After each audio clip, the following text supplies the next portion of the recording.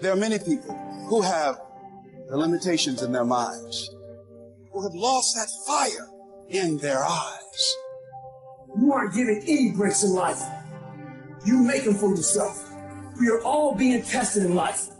And how you face that test determines the rest of your life. And there's a lot of times where I don't know how I'm going to move forward, but I ask myself one question: can you take another step? And that answer is always yes. Wherever focus goes, energy flows. So why don't we tap into that power now for your business and life? The part of beginning to get unstuck, you've got to decide that the behavior pattern that you have adopted doesn't work for you. You've got to change your strategies, and changing your strategy means reinventing your life, recreating you, and you have the power to do that. You want to take responsibility for your life. You can decide that you're going to change, that you're not going to be a wimp. I got me here, I can get me out of this. And I'm getting out. It's not easy reaching your dreams. It's not easy to achieve a happy and fulfilled life. It's not easy getting up every day, fighting, going through the daily struggles, getting rejected constantly, getting laughed at all the time, going through trials and tribulations, facing the pain of defeat over and over again. It is not easy, but if you do it, it is worth it. See, when people ask you, say, how you doing? Even if you're having some difficult times, say, I'm blessed and highly favored. Because anytime you wake up and you don't have a white chalk outline around your body, it's a great day. You got to tell yourself that no matter what gets in my way, I'm going to keep going. I'm going to keep moving. I'm going to keep winning. I'm going to keep surviving. It's everything that you want, because you went through that pain of that journey that felt like you wanted to just knock you down and say, you know what? You can't do it. Understand that it's going to be trials and tribulation. That we'll have storms, but they will have sunshine after the rain. But that depends on you and how bad do you truly want it. Nothing in life will hold you back if you trust in yourself and you trust in the process. At the end of this race, guys, you're going to be more capable. Through that effort, builds the character of the person you want to be at the end. Accept that.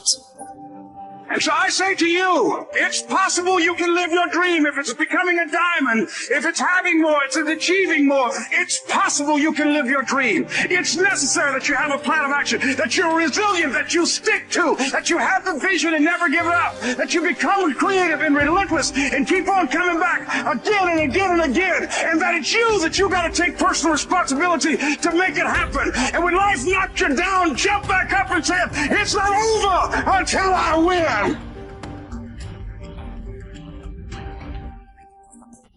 What does success look like? What does it take? Human beings have come with such open sense of possibility. Those who are committed to being successful with whatever they're doing. One important aspect of their life is what gets you across so many lines in our life, so many barriers in our life.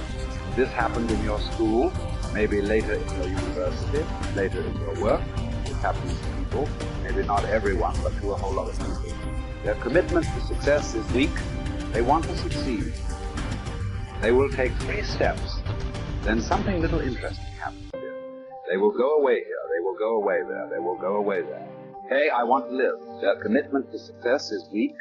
Either situations around them in some way, situations can impede you from doing what you're doing very easily. Many times it happens to everyone. But when this happens, people weaken their commitment for their success. Maybe physically they'll feel a little weak. They will weaken their commitment to success.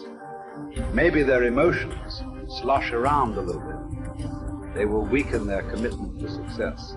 So our commitment to success should not weaken because there is social drama going on, or physiological drama, or psychological drama. Whatever happens, your commitment to success should not weaken. That is what gets you across so many lines in our life, so many barriers in our life. So what does success look like? What does it take? You know, those who have been very successful, either in music, sport, art, business, spiritual process, doesn't matter what. Those people never know when they ate, when they slept, when they got up to breath. I have not seen some.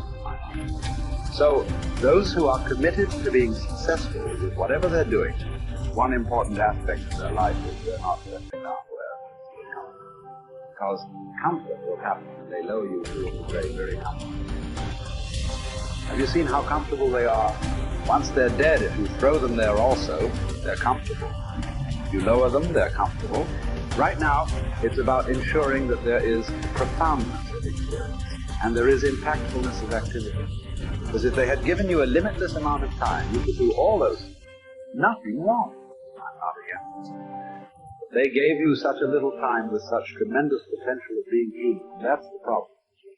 If creation had made you like an earthworm, I'm not saying there's anything wrong with that. It is just that it's a unipolar potential.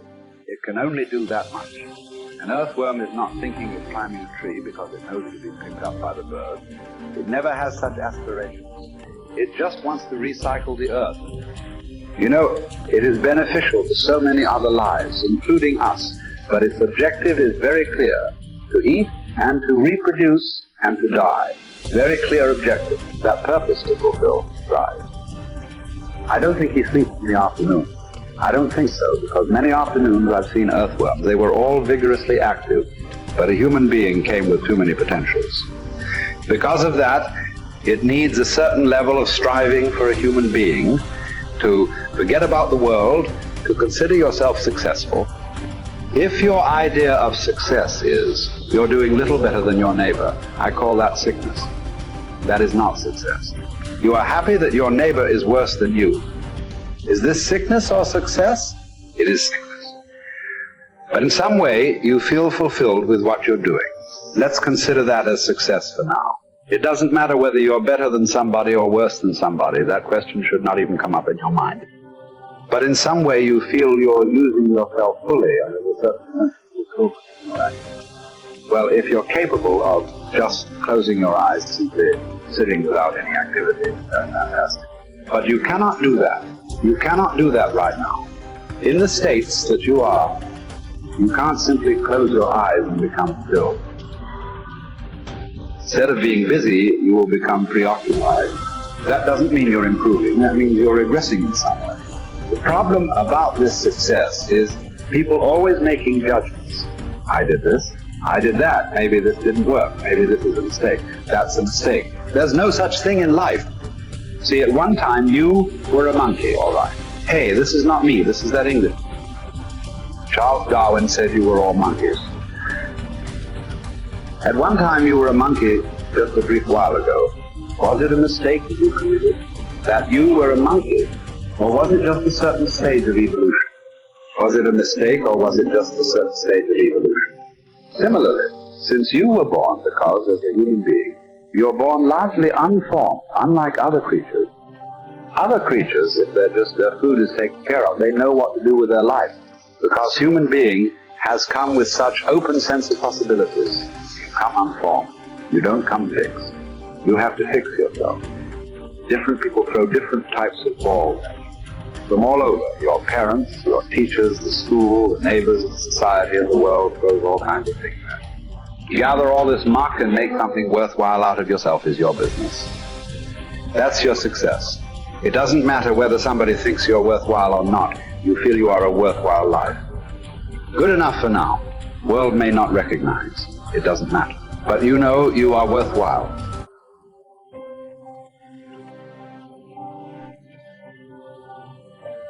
It's hard to say what the soul means metaphysically because, say beyond the confines of a single human being, we do have this sense that the soul can expand itself into something that's greater than it has been. It has this capacity for growth.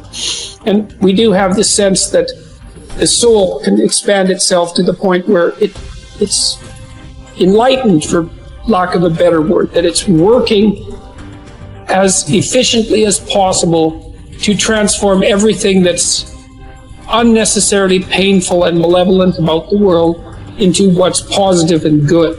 And that it does that as a consequence of confronting the world with courage and truth. And I think that's right.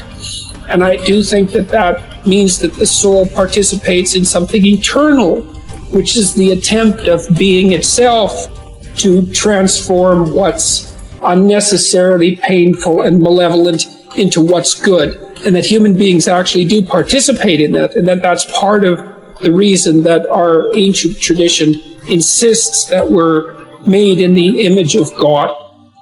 And I think that it's a mistake to underestimate the importance of that, because I don't think that you can live a life of sufficient profundity to protect yourself from being corrupted by suffering and malevolence without adopting a responsibility that's commensurate with that set of ideas.